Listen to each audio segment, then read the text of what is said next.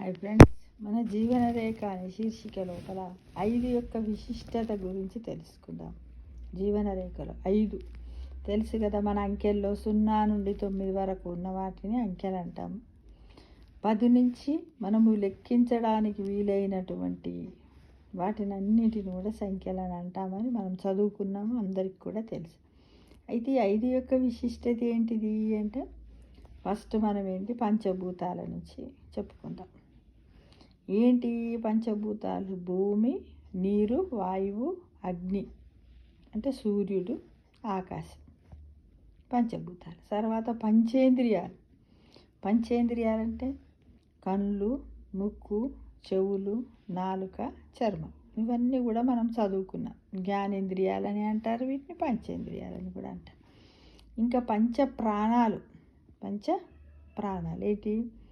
ప్రాణము, ఆపానము, ఉదానము, వ్యానము, సమానం. ఇవి పంచప్రాణాలు. ఇకపోతే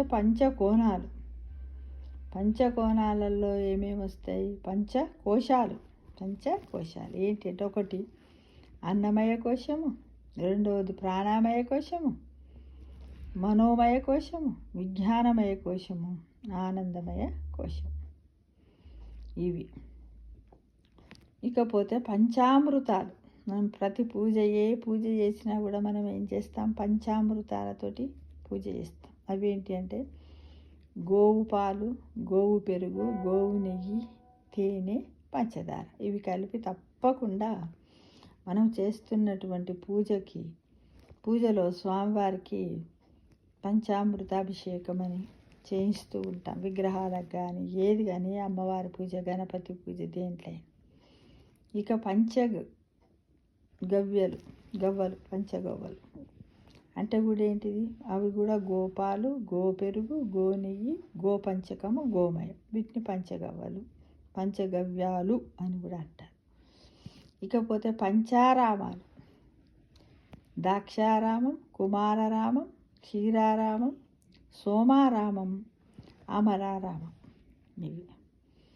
ఇకపోతే పంచమహాదుఃఖాలు అవేంటి?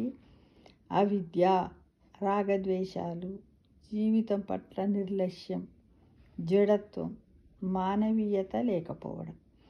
ఇవన్నీ కూడా మన జీవన రేఖ శీర్షిక లోపల వస్తాయి ఫ్రెండ్స్. మనం ఇప్పటి వరకు ఎక్కడి వరకు నేర్చుకున్నాం? పంచదుఃఖాల వరకు మనం తెలుసుకున్నాం.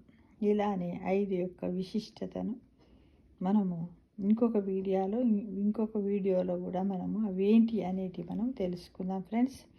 ఇవి మనందరికి కూడా తెలిసి ఉండాలి అనే ఉద్దేశంతో వీడియో చేసి పెడుతున్నాను. Thank you for watching.